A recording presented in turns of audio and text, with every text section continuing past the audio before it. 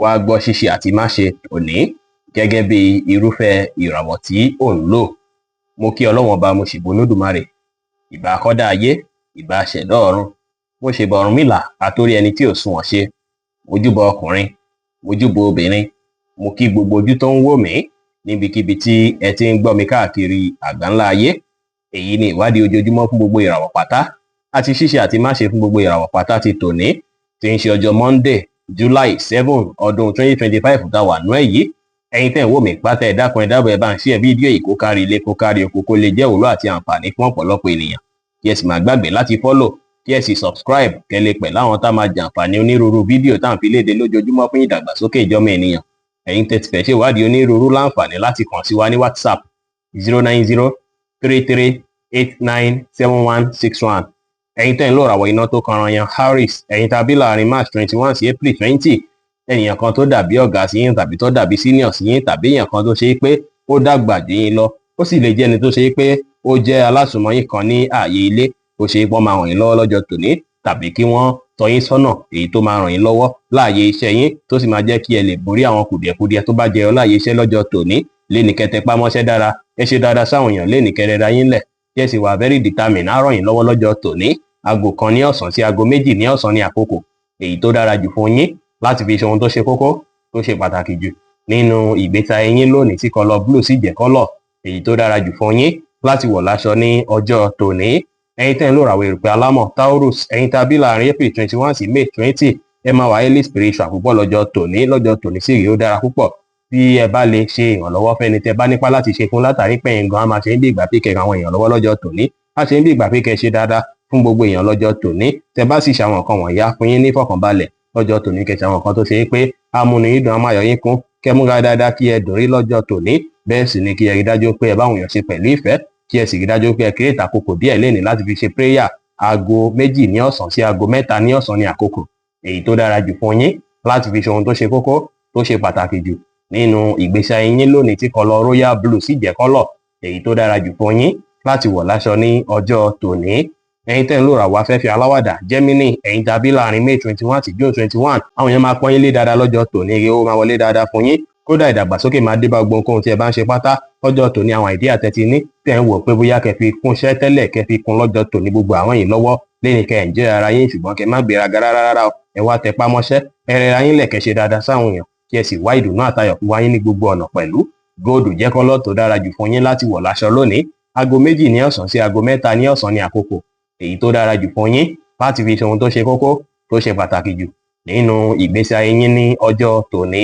Ẹ̀yin tẹ́ ń lò ràwọ̀ omi agbára Cancer, ẹ̀yin tàbí láàrin June 22 sí July 22, ẹ plan dáadáa lọ́jọ́ tòní, kí ẹ bẹ̀rẹ̀ sí ní wòye sí nǹkan ńláńlá tẹ́ fẹ́ ṣe fún ìgbésí ayé yín, kẹ́ sì bẹ̀rẹ̀ fi iṣẹ́ lé wọn lórí láti rí dájú pé àṣìbù wọn léni kẹ́ tẹpá mọ́ṣẹ́ dáadáa. Ìyẹn á ràn yín lọ́wọ́ láti lè jẹ́ kí gbogbo nǹkan tẹ́ ń fẹ́ yìí kó padà tó yín lọ́wọ́ ní ìrọ̀rùn. Léni ẹ má dá sọ́rọ̀ tí wọn pè yín tí àbí èyí tí ó kàn yín, ẹ rẹra yín lẹ̀, kí ẹ sì pa àwọn àṣírí kọ̀ọ̀kan yín mọ́, pàápàá àwọn plan yín kí ẹ pamọ́ láṣìírí. Lavender jẹ́ kọ́lọ̀ tó dára jù fún yín láti wọ̀ láṣọ lónìí. Aago 4 kù ìṣẹ́jú 15 ní ọ̀sán sí aago 5 kọjá ìṣẹ́jú 15 ní ìrọ̀lẹ́ ní àkókò èyí tó dára jù fún yín láti fi ṣe ohun tó ṣe kókó tó ṣe pàtàkì jù nínú ìgbésí ayé yín ní ọjọ́ tòní.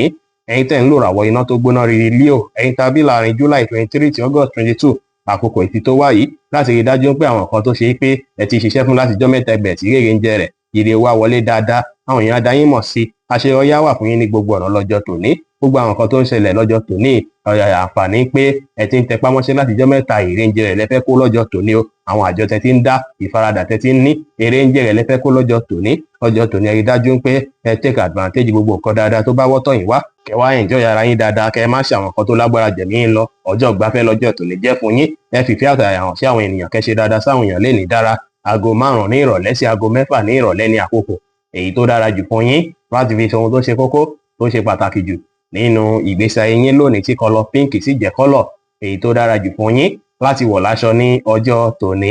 Ẹ̀yin tẹ́ ń lò ràwọ̀ erùpẹ̀ funfun Virgo, ẹ̀yin tàbí láàrin August 23 sí September 23, lénìí ara yín á yá gágá, ọpọlọ yín á sì jí pépé dáadáa lọ́jọ́ tòní. Ẹ máa fẹ́ ronú àròjinlẹ̀ lọ́jọ́ tòní, ẹ máa ní interest láti ṣàwọn nǹkan tó ṣe pé ó ṣe kókó fún yín láti gbájúmọ́ ju kẹ́ wá ní pé ẹ fẹ́ máa ṣeré lọ lọ́jọ́ tòní. Ó ṣeé ṣe kí ẹ fẹ́ lo àkókò àti ìgbà àbáwọn kan ní láti fi rí dájú pé ẹ ṣe nǹkan kan tó jẹ́ nǹkan ribiribi kan tó wà lọ́kàn yín lákòókò yìí ríran ènìyàn lọ́wọ́ lọ́jọ́ tòní nígbà tí ẹ bá ní akitiyan láti ṣe bẹ́ẹ̀ á jẹ́ ètò ṣe pé ẹ máa rèrè jẹ lórí ẹ̀ lọ́jọ́ iwájú léni kẹtẹ pámọ́ṣẹ́ kẹrẹra yín lẹ̀ ẹ ṣe nǹkan yín létòlétò léni kí ẹ sì fọgbọ́n àtòyé tọ́lọ́run fi yín ṣe ohunkóhun pẹ̀lú pọ́pù jẹ́ kọ́lọ̀ tó dára jù fún yín láti wọ̀ láṣọ lónìí aago 4 ní ìrọ̀lẹ́ sí aago 5 ní ìrọ̀lẹ́ ní àkókò èyí tó dára jù fún yín láti fi ṣe ohun tó ṣe kókó tó ṣe pàtàkì jù nínú ìgbésí ayé yín ní ọjọ́ tòní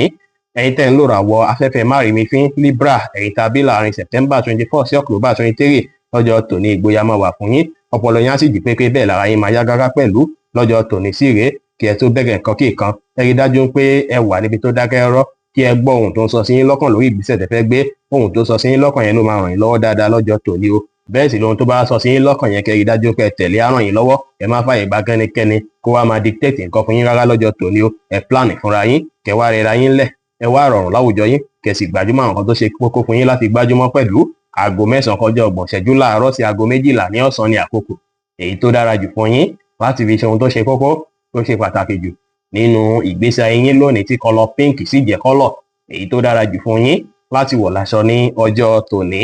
ẹ̀yin tẹ́ ń lò ràwọ̀ omi tútù Scorpio ẹ̀yin tàbí láàrin October 24 sí November 22 ẹ má over stress ara yín látàrí àwọn nǹkan kéékèèké tó dàbí kùdìẹ̀kudiẹ tó ń ṣẹlẹ̀ ẹ má jẹ́ kára kan yín rárá látàrí pé ó ṣeéṣe káwọn tó dàbí ẹ̀gbọ́n sí yín tàbí tó dàbí ọ̀gá fún yín kó fẹ́ máa fún yín pressure díẹ̀díẹ̀ lọ́jọ́ tòní ṣùgbọ́n kò sí bó tilẹ̀ nǹkan jọ tòní lágbára tó ẹ ṣáà wà láti rí dájú pé gbàláfíà láàyè kẹsì mọ́kàn balẹ̀ kẹ wá rẹra yín lẹ̀ kí ẹ pọ́n tèrè tàgbàlé kẹ sì rí dájú pé ẹ ṣe kí ara yín kẹ ṣe dáadáa síra yín púpọ̀ lénìí aago 4 kọjá ìṣẹ́jú 15 ní ìrọ̀lẹ́ sí aago 2 àṣálẹ́ kù ìṣẹ́jú 15 ní àkókò èyí tó dára jù fún yín láti fi ṣe ohun tó ṣe kókó tó ṣe pàtàkì jù nínú ìgbésí ayé yín lónìí tí kọlọ yẹ́lò sì jẹ́ kọ́lọ̀ èyí tó dára jù fún yín láti wọ̀ láṣọ ní ọjọ́ tòní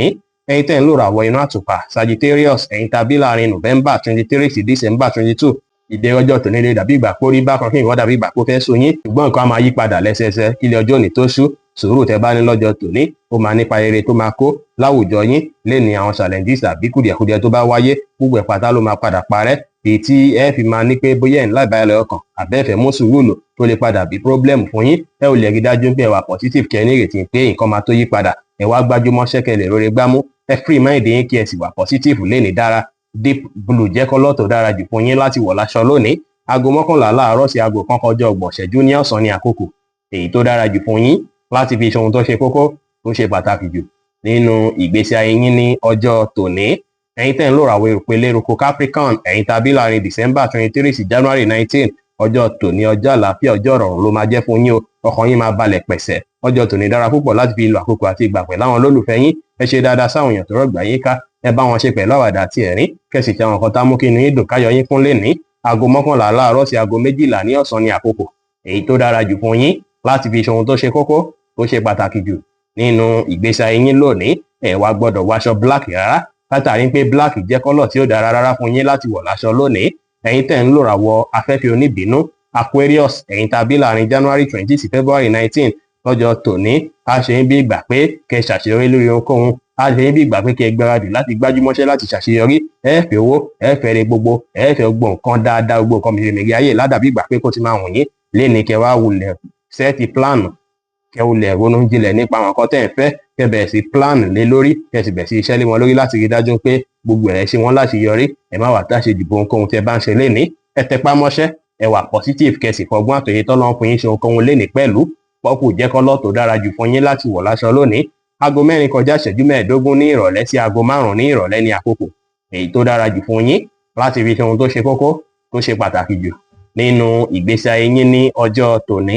ẹ̀yin tẹ́ ń lò ràwọ̀ omi tí kì í ru Pisces ẹ̀yin tàbí láàrin February 20 sí March 20 léni ó ṣeéṣe kí ẹ fẹ́ ní mood swing bákan tí ẹ sì lè fẹ́ jẹ́ kó nira díẹ̀ fún yín láti gbájúmọ́ àwọn nǹkan tó yẹ kẹ́ gbájúmọ́ léni ẹ gbìyànjú láti ṣe nǹkan yín létòlétò kẹ́ rí dájú pé gbogbo nǹkan lọ bó ṣe yẹ kó lọ gbogbo nǹkan yín kẹ́ jẹ́ kí ó wà létòlétò lọ́jọ́ tòní kí ẹ wá ní ìgbàgbọ́ nínú ara yín dáadáa lórí ohunkóhun tí ẹ bá ń ṣe gbogbo nǹkan máa padà dá láìpẹ́ láì jìnà léni ẹ má péjú níbi ìpéjọpọ̀ kí ìpéjọpọ̀ tí ẹ bá lọ tàbí tí ẹ bá wà pàápàá tẹ bá rò bí ẹ wà comfortable léni ẹ má jà ẹ má fa fanfà pẹ̀lú ẹnikẹ́ni ẹ mọ́kàn balẹ̀ kí ẹ gbà láfíà láàyè kí ẹ sì fi ìgboyà ṣe ohunkóhun léni pẹ̀lú aago 10 láàárọ̀ sí aago 11 láàárọ̀ ní àkókò èyí tó dára jù fún yín láti fi ṣe ohun tó ṣe kókó tó ṣe pàtàkì jù nínú ìgbésí ayé yín lónìí tí kọ́lọ̀ light blue sì jẹ́ kọ́lọ̀ èyí tó dára jù fún yín láti wọ̀ láṣọ ní ọjọ́ tòní. Bí ó ṣe jẹ́ nìyẹn fún gbogbo irúfẹ́ ìràwọ̀ méjìlá tó wà pátá. Ẹ̀yin tẹ́ ń wò mí pátá, ẹ má gbàgbé pé Ọlọ́run Olódùmarè nìkan lọ́ba tó ní ìmọ̀ jùlọ. Fẹ́yìn tẹ́ fẹ́ ṣèwádìí onírúurú, ẹ láǹfààní láti kàn sí wa ní WhatsApp 09033897161. Ire gbogbo á jẹ́ tiwa lónìí, lọ́sẹ̀ yìí, lóṣù yìí àti ní gbogbo ọjọ́ ayé wa láṣẹ Èdùmàrè. Ire o.